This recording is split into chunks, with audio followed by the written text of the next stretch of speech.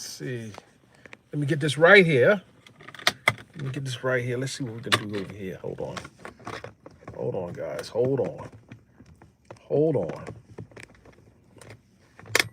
That should suffice. Hold on.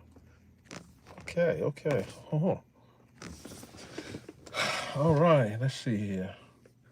I want to make sure you guys can hear me.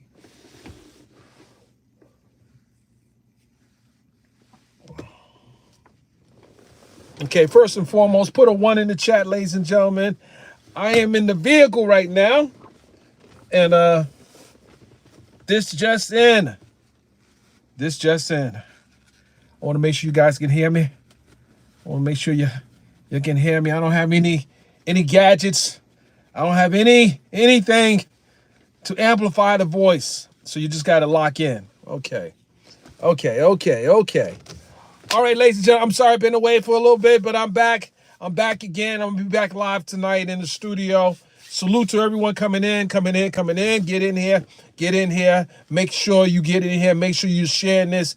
Make sure you are sharing this. I've been seeing a lot of people doing videos. I'm seeing some of the people that shouldn't be doing videos doing the videos. I see a lot of things happening right now in the street. But I want to tell you something, ladies and gentlemen. In the next 24 hours, Judge Aram's Submarinian will be making his decision as to whether or not to grant Mr. Combs a bond. It is my belief, I'm going to be honest with you guys, I think this judge is looking for a reason not to release him, to keep him in. I saw the latest filing by both the defense, prosecution, and the judge's response to the prosecution's memorandum, and I also saw the letter that Sean Combs' alleged victim, or victim number 3, that never made it to the courtroom, wrote today to the judge. As many of you have been watching the docket that's covering this case extensively, we're waiting for any sign that there's a decision that has been made. But in the interim, there are people that have written letters to the judge. We have seen letters coming in. I suspect there will be other letters coming in before the morning. This is the time that all those that have supported Sean Combs come out. I'm telling you guys, I've been to Rock Nation brunch. There were a lot of high-profile people at that Rock Nation brunch. I want to see some of those letters coming in from some of those participants at the Rock Nation brunch. I didn't see Jay-Z. I didn't see Beyonce. I didn't see DJ Khaled. I didn't see Yo Gotti. I didn't see a bunch of people that attended the brunch. I'm dropping videos. I'm calling everyone out. If you don't get out and start stepping up in the culture of hip hop, if you think Diddy's a decent man and this guy just had drug problems, or he may have been under the influence at the time of his debauchery, then you must come out and let the judge know why this man should not be in the jail. But with that said, ladies and gentlemen, today, Ginas Letter, who, this is an interesting letter, and I'll tell you why. A number of reasons. The prosecution, up until weeks before the trial, was trying to locate and to convince Gina to come in to testify against Mr. Sean Combs. Well, that didn't happen. They ended up using Cassie, Cassandra Ventura, and Jane Doe. But they wanted Gina to come in. They talked about Gina in the trial. Which I thought was interesting, that they were able to talk about Gina in the trial and make certain type of statements and testimony, and the judge allowed it. It was interesting. What is also interesting is, in the prosecution's latest memorandum filing, there was a paragraph that was redacted. And the judge is right. If witnesses are already under pseudonyms, why are you doing a redaction in any part of the filing? Unless the judge said it was okay to do a redaction. So that, for me, ladies and gentlemen, is more of the prosecution playing tricks. Because why would you put a redaction in there without getting it cleared through the judge and the defense? You just don't throw redactions in there and don't give a reason for why you put in a redaction in there. And the judge was right. Are you playing games with the public? Are you trying to insinuate, allude that there are other individuals? Are you just putting names in there just for the mystique of it all? Whatever the case is, there should be full transparency and disclosure. If there's someone out there that is part of this case that needs to be protected, you got to provide the court why. You want the judge to make a decision based on a redacted, names that are redacted? Is there an ongoing investigation into another case? Is this a case of double jeopardy? You trying to prosecute him again for the same things he was acquitted of? So why are you trying to get a second bite at the apple with these elusive writings? Why? It makes no sense to me, ladies and gentlemen. But the fact that Gina has written a letter in support of Sean Combs' release speaks volumes, because the government was hanging their hat on Gina coming in to testify against Mr. Combs. However, Gina showed the government we're playing the reverse Uno. She decided to write a letter in support of Mr. Combs coming out. And while some individuals think that it was a ridiculous move on her part, I'm saying that not only should she write a letter, Young Miami should write a letter, and all those who support him. I'm also want to say that Mr. Combs hired thousands of people. He has thousands of people employed in his organizations. His companies didn't stop running. So there are people that I know that work for Mr. Combs that maybe they told him to stand down. But if there's members of a alleged enterprise that would never call or prosecute it, then they can write letters as well.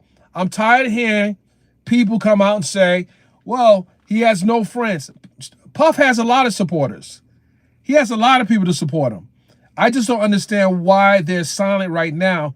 But the minute he comes out and he has one of those nice shindigs, I attended a few of them, by the way. There were some good shindigs. It was some nice shindigs.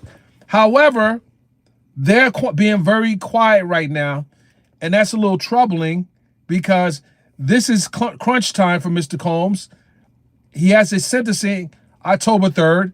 We already heard Donald Trump, President Donald Trump, the guy with 34 felonies, say that while he won some, he lost some. He don't have 34 felonies, sir. And I tell you guys, I attended parties with Mr. Combs and Mr. Trump in the same room. I've attended a lot of parties. And no, it wasn't no freak-off parties, none of that.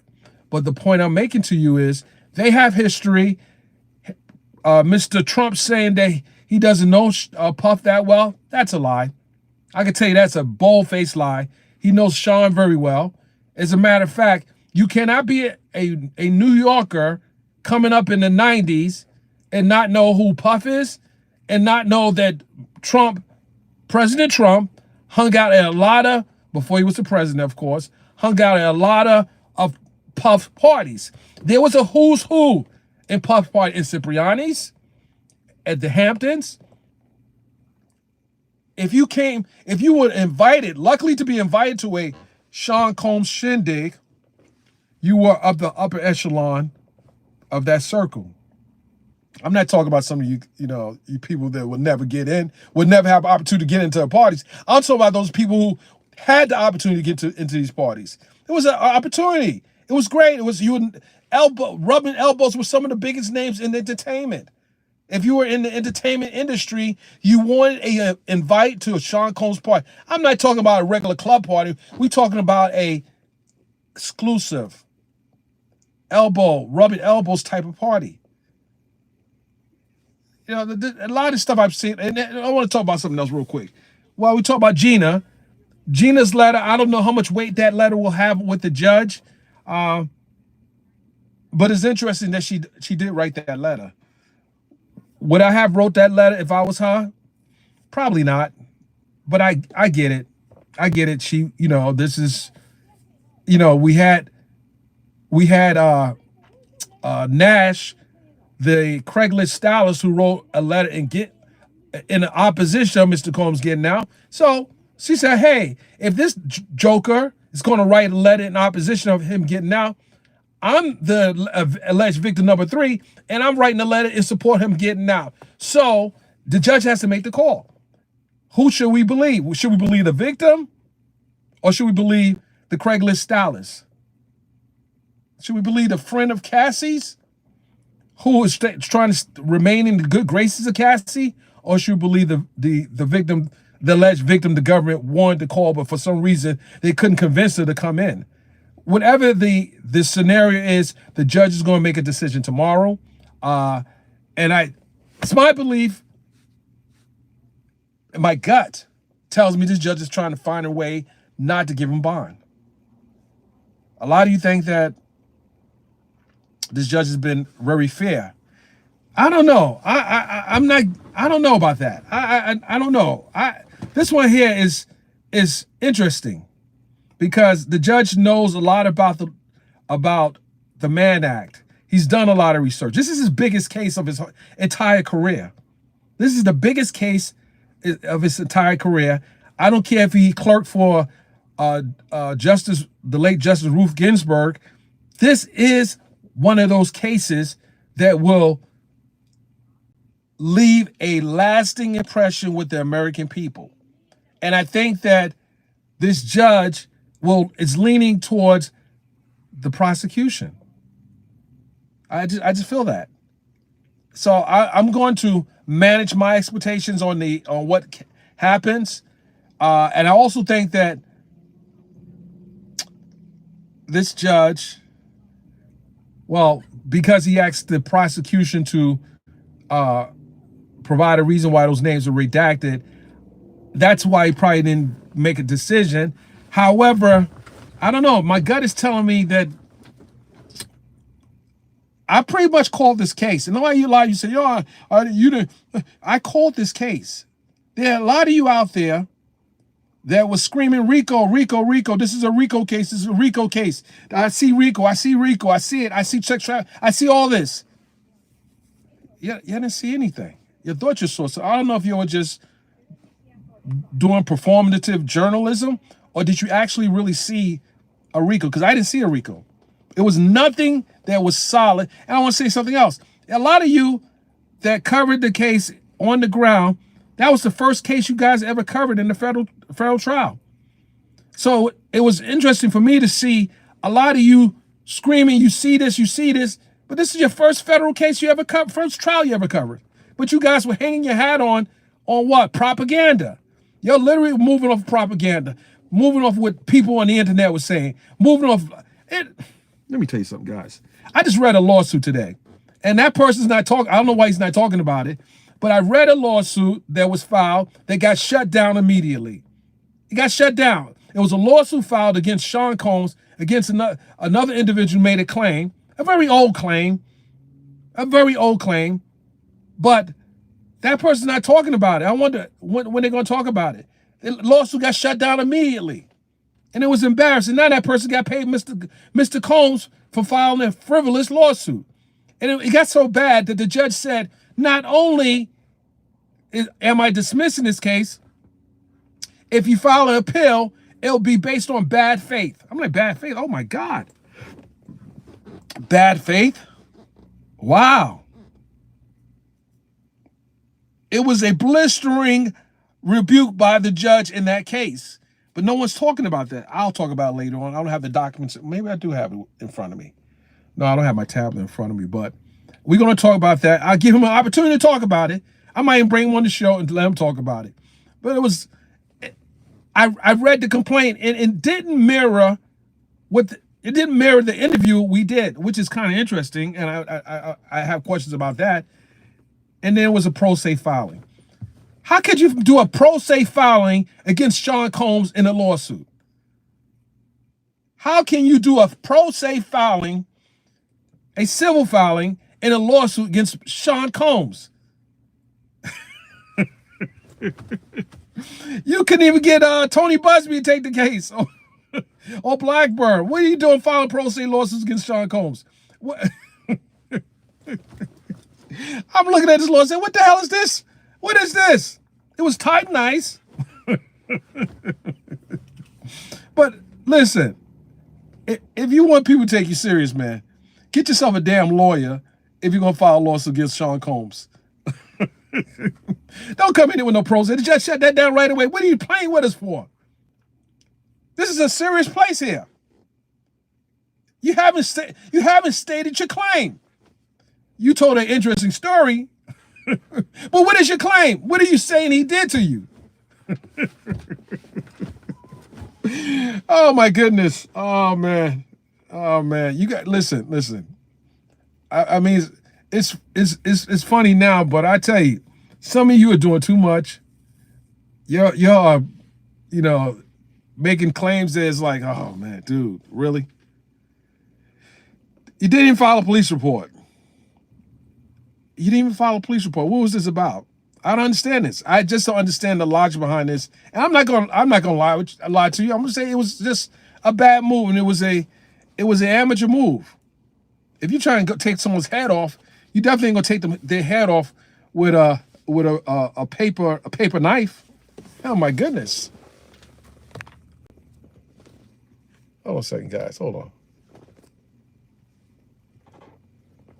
So this is just my belief with this, what I think the judge is going to do tomorrow. Don't call me a pessimist. Just call me a person that knows how to read the room. Just tell me, and when I'm reading this judge is likely trying to find a way to keep him inside. He offered $50 million. The same $50 million offered when he had all those charges. He offered $50 million. At the day of his verdict, he offered $1 million. He's offering $50 million now. He's not a flight risk at all. Where's he going to go? He's going to flee the country. He has all his children here and his mother here. They're not fleeing the country. This is not that type of case. And I've never been around Puff where I felt threatened by Puff at all. Never. Never felt threatened by Puff at all. Never. And I've been in the same room, studios. Never felt threatened by him. So I don't know what's all. He's a threat. He's saying he's a scary guy. No, he's not. Listen, the guy has or had a drug problem. And if any of you have any family members that ever been under the influence, you know how drugs and alcohol make people react. It's just, he's getting treatment for that. So all this, he's a bad person. All the people say he's a bad person cannot articulate what he has done to you directly. We know the situation with Cassie. We know what that was about. We heard the story about Jane Doe. But she said she instigated, she pushed his head in a marble counter, then threw hot wax at him. And then she claimed he chased her through the rooms. He tried to fix the doors that he broke. She spent the money. He gave her the money to fix the doors. She spent the money. What are we talking about here? And this only happened after Cassie's lawsuit. So it's my belief that she was antagonizing him to get him out there. But we don't even know everything she said was actually true because he never took the stand. Although those witnesses were cross-examined. We don't know what was, because he never got on the stand or called any witnesses. So we don't know what was actually true or what was not because his defense attorneys were able to cross-examine each of the witnesses that testified, and he called no one. And yielded these results. He yielded these results without calling no one. So what are we talking about here? We're talking about a man who is sitting in jail on two of the weakest racist crimes, alleged crimes, the Mann Act. The Mann Act. He never had sex. How do you say on YouTube? He never had X with these women. Never. Not the woman with the men. He had it with the women, but not with the men. I mean, this is just... So I say manage your expectations tomorrow. We'll see. I mean, then... And here's the other part that people are not paying attention to. There was a report last week that, and this was on TMZ, that sources close to Trump's team or Combs' team suggested that Trump may pardon Diddy. But the Newsmax article dropped why the judge is still making the decision. So was Trump trying to signal the judge by those statements he made in the Newsmax article or the interview? It does seem like it was signaling the judge, but beforehand, many had the impression that Trump was giving the judge an ultimatum. If he's not given a bond, then I will reconsider, or I will consider a pardon immediately. Well, those words are different than the ones that was said from his mouth on an interview on Newsmax, a platform that he respects highly. When he said not likely, unless he's going to contradict himself, I mean, Puff has to just go and fight the legal process and do what he has to do, and hopefully get an overturn of the two Mann Act counts, and or get a new trial. We'll have to see how that thing plays out.